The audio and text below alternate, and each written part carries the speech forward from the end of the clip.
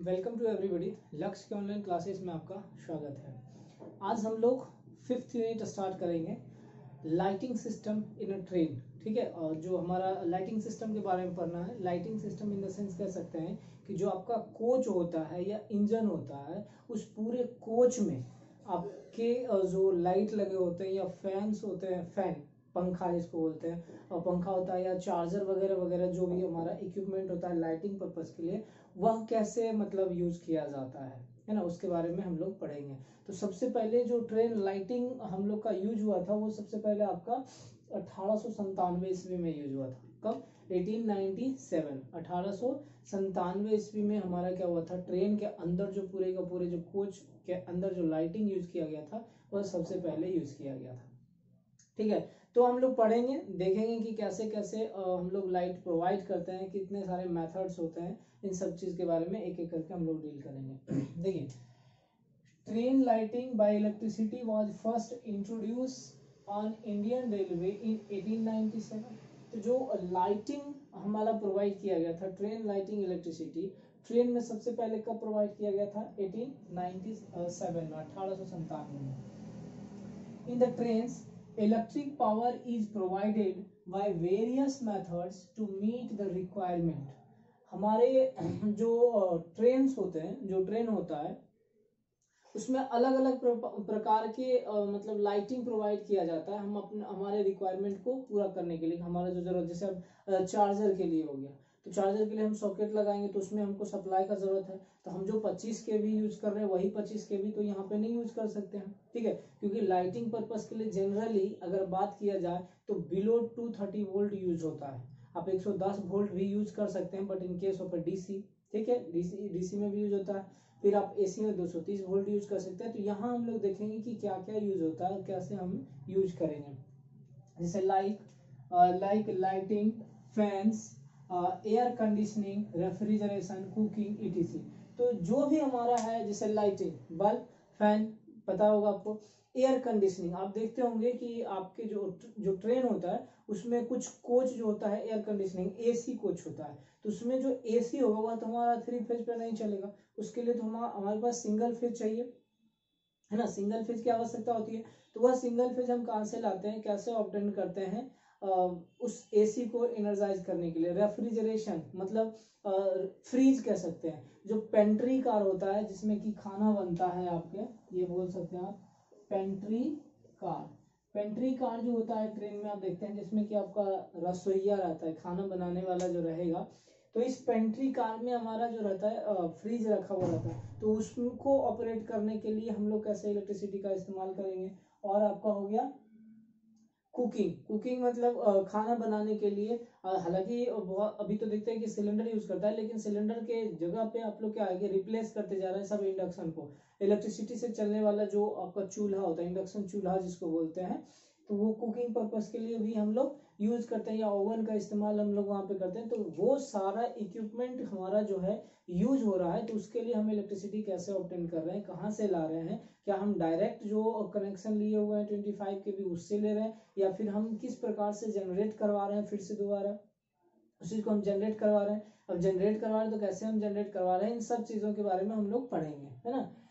तो जैसे पहले देखिए, electric power required for lighting is met by following ways. तो डिफरेंट काइंड्स है, अलग अलग प्रकार से हम लोग क्या करते हैं, इलेक्ट्रिक लाइटिंग को ऑब्टेन करते हैं। जैसे पहला मैटर बोल रहा है कि AC generator driven by the prime mover like a steam turbine mounted on the locomotive or by diesel engine prime mover। जैसे देखते होंगे कि इंजन को ड्राइव करने के लिए हम लोग पहले क्या स्टीम टरबाइन का इस्तेमाल करते थे। जब स्टीम इंजन होता था क्या करते थे उसमें कोल, जो आप पढ़े भी होंगे स्टीम इंजन के बारे में भी आपको मैंने बताया है इंट्रोडक्शन में, जाके आप प्लेलिस्ट में जो आपका ऐप है उसमें इंट्रोडक्शन में वीडियो होगा पड़ा हुआ, आप देखिएगा उसको।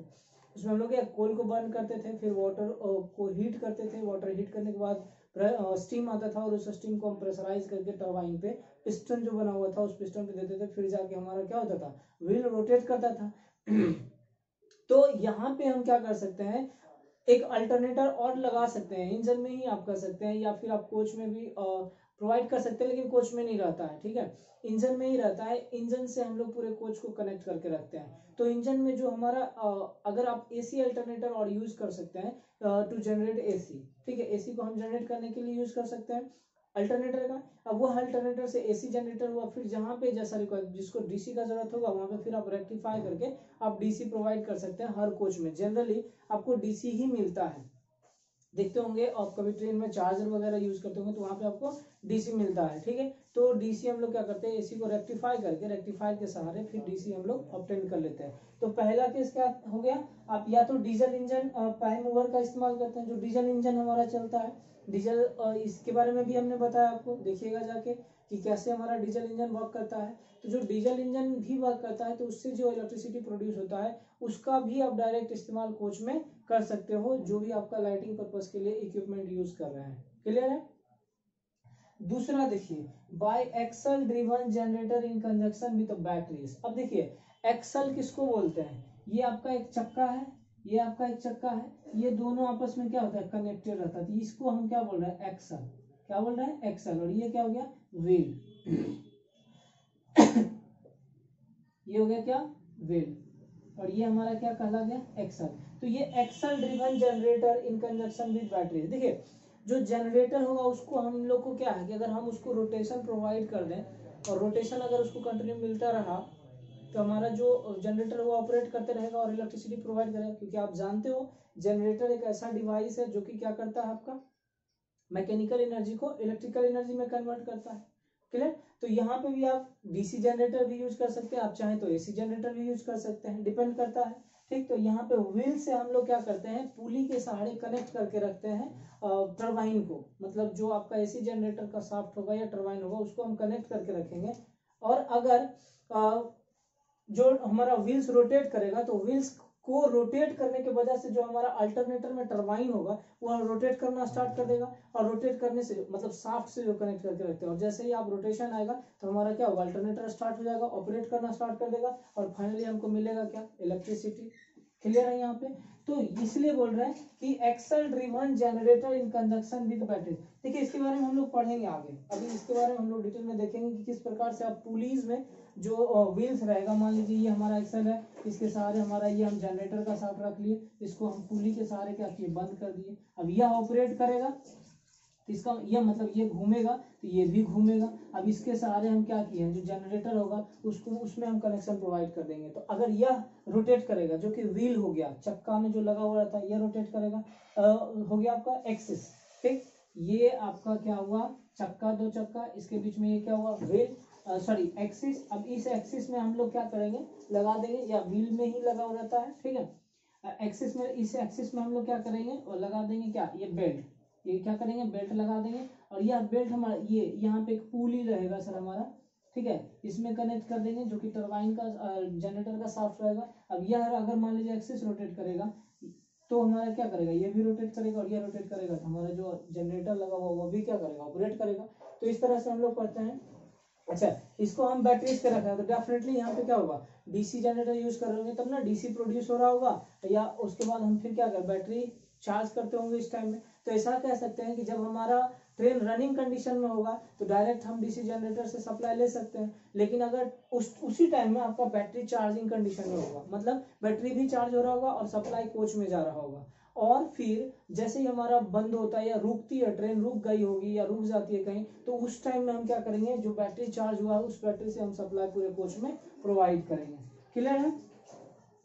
नेक्स्ट देखते हैं सर आपका थर्ड वन कहता है बाय इंड ऑन जनरेटर। ठीक है, by end on generator coupled to a diesel engine prime mover installed either on the underframe of the coach और इन सेपरेट पावर वैन। कभी कभी आप देखते होंगे राजधानी या जो पूरा कोच एसी रहता है, राजधानी हो या चाहे आप दुरंतो वगैरह इस तरह का जो ट्रेन देखेंगे, ठीक है, जो कि पूरे एसी कोच रहता है, उसमें आप देखिएगा कभी उसके इंजन के पास जाइएगा तो वहाँ पे दो कोच लगा होता है, एक पूरा इलेक्ट्रीफाइड, मतलब उसी में हमारा क्या होता है, इलेक्ट्रिसिटी प्रोवाइड करने के लिए, जनरेट करने के लिए इक्विपमेंट सारे लगे होते हैं। तो वह हमारा यूज होता है कौन, इंड ऑन जनरेटर। देखिए एक होता है, इसके बारे में हम लोग पढ़ेंगे, टॉपिक है हमारे पास इंड ऑन जनरेशन। ठीक है, क्या है, इंड ऑन जनरेशन, ठीक है, इंड ऑन जनरेशन, इसके बारे में हम लोग क्या करेंगे, पढ़ेंगे, ठीक है। इंड ऑन जनरेशन के बारे में पढ़ेंगे। तो ये इंड ऑन जनरेशन आप देखते होंगे, या तो जहाँ पे इंजन रहेगा, एसी का पूरी कोच रहता है, उस एसी कोच में एक अलग से वैन बना दिया जाता है, एक अलग से एक डब्बा रहता है, मतलब कोच रहता है। उसी कोच में हमारा क्या होता है, डीजल इंजन वगैरह लगा दिया जाता है, ताकि हमारा डीजल इंजन ऑपरेट करेगा और इलेक्ट्रिसिटी प्रोड्यूस करेगा, और वह उस इलेक्ट्रिसिटी से आप क्या करेंगे, पूरे कोच को लाइटिंग प्रोवाइड करेंगे। लाइट हो, चाहे फैन हो, चाहे एसी हो, चाहे रेफ्रिजरेटर जिसको बोलते हैं वो हो जाए, या कुकिंग पर्पस के लिए इलेक्ट्रिसिटी यूज करें, तो उन सब के लिए हमारे पास कहाँ से मिल जाएगा, इसी इंड ऑन जनरेशन से। और ये जनरली क्या होता है, अंडर फ्रेम द कोच या फिर इन सेपरेट पावर, या तो एक अलग पावर वैन बना देते हैं, या जो कोच रहता है उसी के नीचे आपका एक बॉक्स बना रहता है, उस बॉक्स में हमारा क्या होता है, प्रोवाइड कर देते हैं, और वहीं से हमारा क्या होगा, जनरेशन होगा। क्लियर है यहाँ तक? इसको लिखिए। देखिए, एक्सेल ड्रिवन जनरेटिंग सिस्टम जो बात कर रहे थे हम लोग कि हम लोग एक्सेल में पूरी लगा के रखेंगे, वो जो होता है 2-3 टाइप से क्लासिफाइड रहता है। पहला सिंगल बैटरी सिस्टम, दूसरा डबल बैटरी सिस्टम, और double battery parallel block system, double battery parallel block system, और लास्ट मॉडिफाइड सिस्टम, ठीक है। तो अब इस दोनों के बारे में अपने को पढ़ना है सर, ठीक है। सिंगल बैटरी सिस्टम जो होगा कैसे वर्क करेगा, इसके बारे में हम लोग बात करेंगे, पढ़ेंगे। और ये double battery parallel block system कैसे ऑपरेट करेगा, इसके बारे में भी पढ़ेंगे, और दोनों का कंबाइन हमारा क्या हो जाएगा, मॉडिफाइड लगभग, ठीक। तो उसके बारे में हम लोग पढ़ेंगे। ये दोनों आपका टॉपिक है, इसके बारे में पढ़ेंगे आगे हम लोग, ठीक। बस अभी देखते हैं हम special requirements of train lighting. Train lighting के लिए क्या क्या जरूरत है, इस चीज को समझिएगा। जैसे देखिए, ट्रेन जब हमारा रन करती है, तो ऐसा जरूरी नहीं है कि सिर्फ आगे ही रन करती है, समटाइम्स आप देखते होंगे कि पीछे भी रन कर जाती है। तो आपको यह ध्यान में रखना पड़ेगा कि चाहे आगे रन करे चाहे पीछे रन करे, लेकिन जो डीसी हमारा ऑब्टेंड होगा तो उसका पोलरिटी चेंज नहीं होना चाहिए। अब ऐसा नहीं कि हमने यहाँ प्लस माइनस में कनेक्ट किया, जब यह रोटेट कर रहा है फॉरवर्ड डायरेक्शन में, अगर जैसे रिवर्स डायरेक्शन में आएगा यह निगेटिव हो जाएगा पॉजिटिव, ऐसा नहीं होना चाहिए, फिर हमारा शॉर्ट होने का चांस क्या होगा, बढ़ जाएगा। समझ में आएगा? तो हम लोग को इस तरह से करना पड़ेगा। तो हम लोग पढ़ेंगे, इसमें हमारा क्या होता है, डीसी ऐसे भी हमारा सिंगल में होता है, वन डायरेक्शनल, उसमें कोई डायरेक्शन हमारा नहीं होगा, ठीक है, सिर्फ और सिर्फ क्या होगा, मैग्नीट्यूड होगा। आप ये जानते हैं डीसी, ये हमारा क्या होगा, ये भी हमारा क्या पल्सेटिंग डीसी को बोलते हो। तो हम लोग पढ़ेंगे कि कैसे हम यूनिडायरेक्शनल ऑब्टेन करते हैं डीसी को, किस फॉर्मेट से करेंगे, किस मेथड से करेंगे, उसके बारे में हम लोग बात करेंगे। आगे हम लोग का टॉपिक है, उसको पढ़ना है, ठीक है। देखिए, DC dynamo is simple and robust construction and totally enclosed so that dust and jerk have no effect on its working। क्या बोलता है कि हम लोग डीसी डायनेमो का इस्तेमाल करते हैं, मतलब कि डीसी जनरेटर का यूज करते हैं, ताकि हमें क्या मिले, डीसी। अब वह जो डीसी डायनेमो रहेगा वह कहाँ रहेगा, तो आप देखते होंगे ट्रेन का जो कोच रहता है उसके नीचे में एक बॉक्स बना हुआ रहता है, उस बॉक्स में वो रहता है, मतलब कहा जाता है कि जो डायनेमो रहेगा वह एक इनक्लोज रहेगा, मतलब पूरा पैक रहेगा, ताकि उसमें किसी तरह का कोई डस्ट नहीं पड़े। अगर मान लीजिए डस्ट बढ़ता है तो इंसुलेशन लेवल हमारा घटेगा, और इंसुलेशन लेवल घटने की वजह से हो सकता है कि उसमें फेल्योर हो जाए, फिर रेक्टिफिकेशन का जरूरत पड़ेगा, उसको जाके रेक्टिफाई करना पड़ेगा, तब तक कि हमारा पूरा कोच क्या रहेगा, अंधेरे में रहेगा। वो हो गया। और कहते हैं कि हम जर्क से बचने के लिए भी हम उसमें रख देते हैं। आप देखते होंगे कि समटाइम्स हमारा जर्क भी ट्रेन में होता है, या चाहे रुकते टाइम में हो, चाहे खुलने के टाइम में, उस टाइम में, तो उन सब से बचने के लिए भी हम लोग क्या करते हैं, डीसी डायनेमो को एक इनक्लोज्ड बॉक्स में पैक करके रखते हैं, ठीक है। Next, since dynamo has to operate in parallel with battery, जो डायनेमो रहेगा, जो जनरेटर डीसी जनरेटर रहेगा, जो डीसी प्रोड्यूस करेगा, उसके पैरेलल में हम लोग क्या करेंगे, एक बैटरी को कनेक्ट करके रखेंगे, ताकि जब हमारा रनिंग कंडीशन में ट्रेन हो उस टाइम में तो हमारा जो डायनेमो होगा वो डीसी प्रोड्यूस कर रहा होगा, तो हम डायरेक्ट सप्लाई कर सकते हैं। लेकिन जब हमारा ट्रेन हमारी रुक जाएगी, ट्रेन जब कभी स्टेशन पे रुकेगी, तो उस टाइम में तो हमारा रोटेशन है नहीं, तो फिर उस टाइम में हम कैसे सप्लाई प्रोवाइड करेंगे, तो इस बैटरी के सहारे हम क्या करेंगे, प्रोवाइड करेंगे। तो रनिंग कंडीशन में बैटरी हमारा चार्ज होते रहेगा, जब कभी ट्रेन रुक जाएगी तो उस टाइम में ये बैटरी हमारा क्या करेगा, पूरे कोच को सप्लाई प्रोवाइड करेगा। हर कोच में रहता है ऐसा, सब ध्यान दीजिएगा। It is essential that the polarity should not change with the change in direction of rotation of dynamo. अब देखिए, हम लोग क्या करते हैं, जो डायनेमो रहता है उसको हम क्या एक्सल से कनेक्ट करके रखते हैं, बेल्ट के सहारे। अब जब कभी हमारा एक्सल रोटेशन चेंज करेगा, या तो फॉरवर्ड डायरेक्शन में या रिवर्स डायरेक्शन में, तो रोटेशन चेंज करेगा, तब भी उस टाइम में भी डायनेमो का डायरेक्शन जो है हमारा चेंज नहीं होना चाहिए।